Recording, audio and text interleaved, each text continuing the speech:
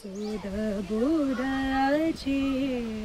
अधिगतिमान सरस्वती मान भज रे प्रथम आद शिव शक्ति नाद परमेश्वर नाद तुम्हारो सरस्वती मान भज रे प्रथम आद Shiv Shakti.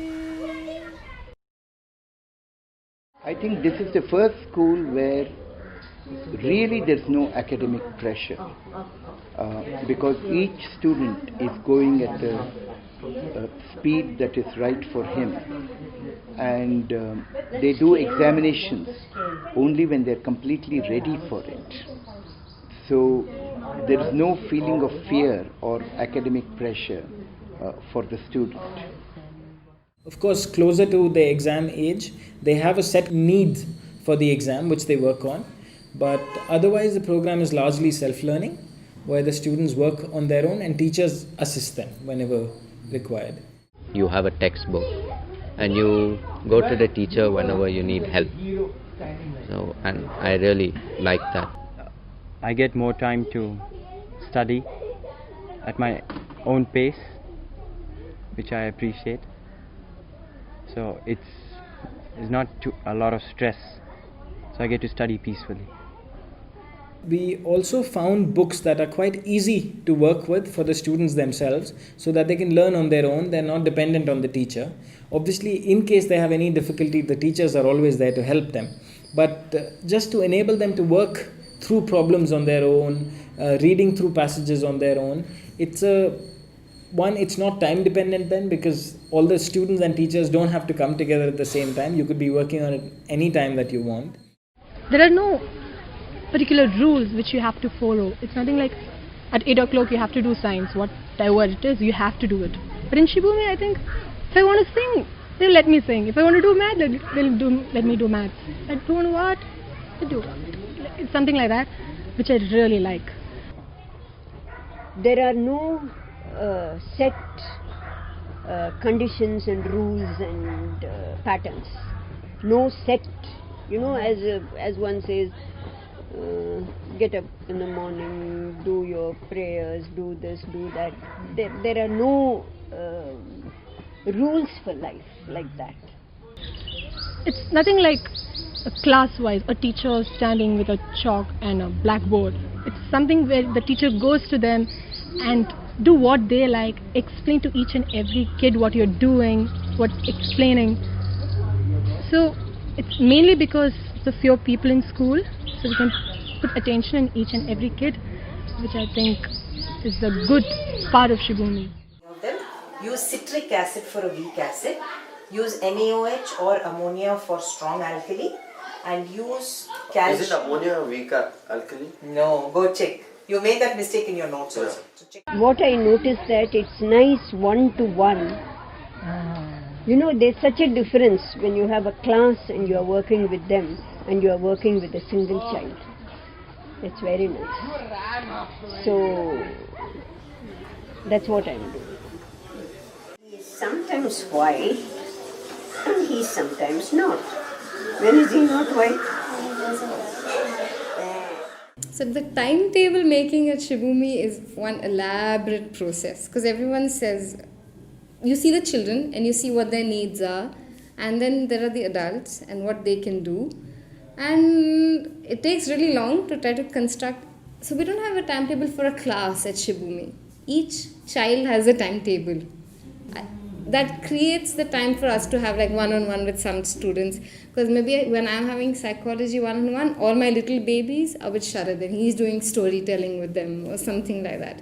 So all of us kind of take care of each other and help it happen. And if you have a physical stimuli in the absence of a cognitive feeling around you, then it's like if you were injected with that injection.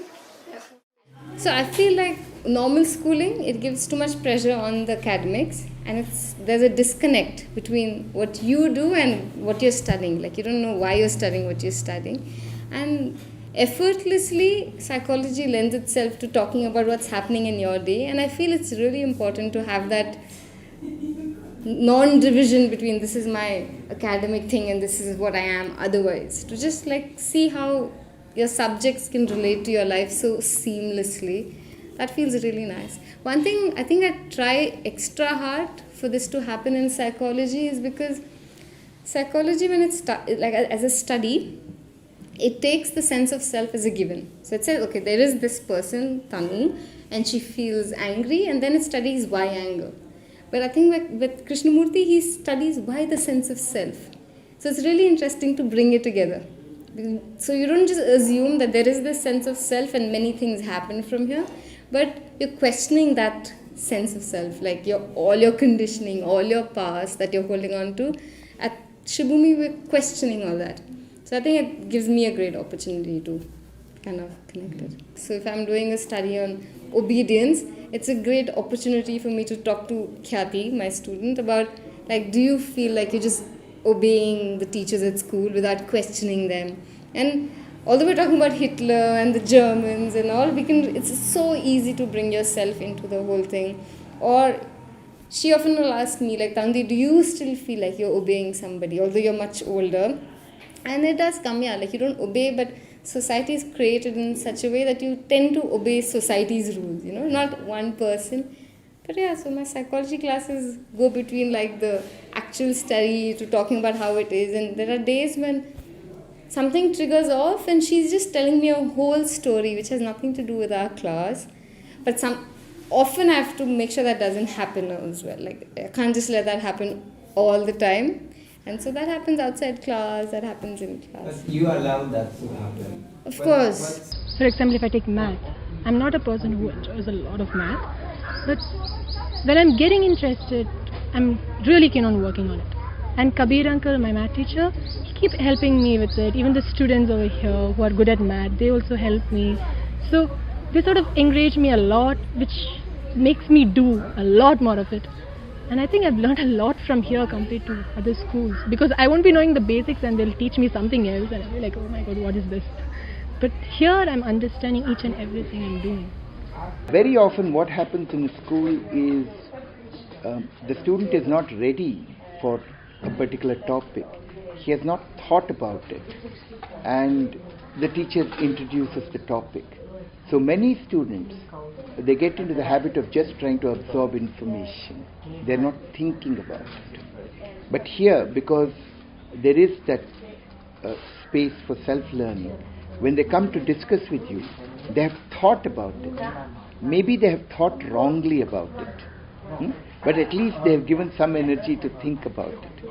So when you talk, immediately the brain is able to get a feel of it. It works beautifully. It works beautifully and it works very naturally. We see it happening with him also. We don't really have to teach. A child just wants to know and wants to learn. Exactly. They just pick it up.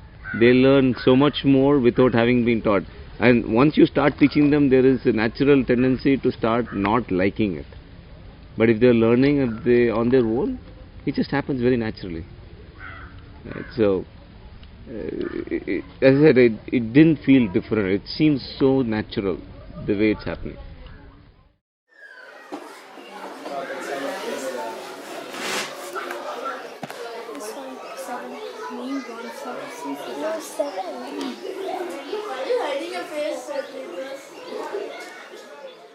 I do feel like sometimes I feel concerned that this child isn't picking up mathematics, but I don't feel it in comparison to other children. Like I feel it for that child sometimes, and then I might call the parent and say, why don't you work a little bit more at home? And I'll also work a little bit more in school with the child, but it doesn't come in with comparison with another person.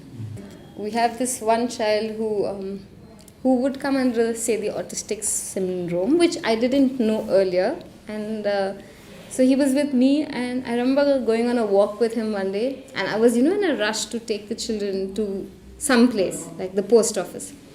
And I was holding his hand, I'm like, come, let's go fast, come. And he had the stick in his hand, and there are like all these metal rods, and he just tongue, and he was just like hitting the stick on every metal and listening to the sound. And I looked at him and I'm like, what am I doing? Why am I rushing this child from here to there? And he's in the moment. He's just like, and yeah, I feel like I've learned a lot from that. And I used to go to a conventional school, normal school, but for me, I wasn't that comfortable there because I'm someone who's interested in music, but what they expected was academics and things like that. If you have like a particular interest, the teachers will see that you get times with like experts. Say you're interested in music, the teachers will see that you get time with someone who is good with music, so you get to stay with them for a while. An exam learning program could only be, say, maybe 2 years, and then the child is quite ready to do the exam. All the time before that could be really spent on learning. So the skills like mathematics, science, geography, history, not all skills may be required to be studied from texts and to sort of memorize the knowledge, and then because the memorizing is also for reproducing it for an exam. So we tried to find a lot of material that focuses on the basic skills, and we start work with the basic skills. Often you see stones sort of stacked on each other and it's just there. Like, some child has sat and done it, but you don't know when, or they didn't come around showing it to people saying, see what I did, see what I did. But when you look around in school, you get a feeling that a lot of time is being spent engaging with something. And I would call that art. Saraswati mana bhajare pradhama Ada Shiva Shakti Nada Parami. Has been very good, has been quite phenomenal, because the students really don't depend on the teacher and they're quite confident of their skills when they go into exam, because we don't insist that they take the exam at a particular age. We say the student takes the exam when they're ready for it.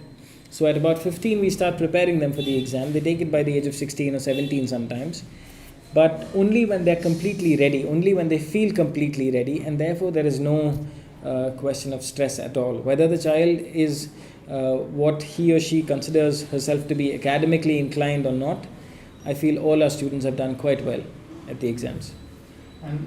If they stay on in the school for a longer time, I think they will begin to understand that the world is very complex and they have to live in this world without getting absorbed by it. So our dialogues with the students are meant to help them understand what it is to live in the world without getting absorbed by it. So if that intelligence, if that capacity for examining, observing, if that is awakened in the student, I think then there is a possibility of living in the world without getting caught in it. See, we have seen a lot of kids who have been through a similar kind of schooling, and we have seen them graduating and picking their own careers, and they are quite well settled. So that fear is not there in our mind that what would she do, will this be good enough for this competitive world and all. That isn't there. Sometimes we do get a little bit concerned about the academic part. Okay, there are times where I did get concerned about it, but then I later realized that there's no sense of pressure to put on to the child at that moment. That's not really required, that doesn't work.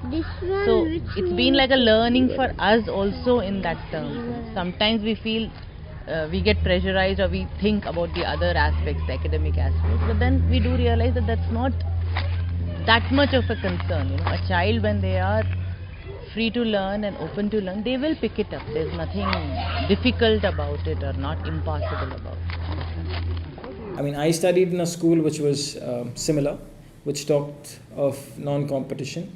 I have friends who are stockbrokers, who are working for software companies, who are working for, who are artists, who are filmmakers, and of course those of us who decided to come back and say we want to start a school. But it sort of just gives you the kind of confidence to be able to say, look, this is what I think I'm good at, this is what I want to do, but not in the way of fighting the rest of the world. I really like wildlife, like wild creatures and stuff. So I might go into that field, do something, maybe research work or conservation, wildlife conservation. Also, I really like running, so maybe if I might run a bit. You mean running after the animals? Or? Yeah, maybe running after animals. And you are not worried about the future? Or No, not really. Not worried at all. Like studying, all the heavy things from... Do you feel some pressure from parents, society, or what? How do you see all this? Because you get a movement of all the society going in one direction, like get business, work, and company, or study, or no, very fixed. How do you see that movement? I see it. I see that it is happening, but I don't feel like I should move in that direction. I feel like it's okay to do something different. So I don't feel pressurized by the movement at all. And right now I think everything is falling into place, so I don't feel like, oh, I have to study. Well, I love music. I'm a person who's really passionate on music. Equally, I like art and cooking. So I want to go in that way. I want to continue with my music and cooking. And I just want to enjoy my life with that. Not interested anymore. I can take music classes for children when I grow up. That's what my music teacher does. He's someone which I really admire a lot. And he's an amazing singer. He's like one of the top most singers in India. But he has a very simple life, and his happiness is teaching children the music which he knows. And that's what even I like to do. I don't want to go to any higher level of music. That really doesn't make sense. As long as you enjoy your music, I think that's enough.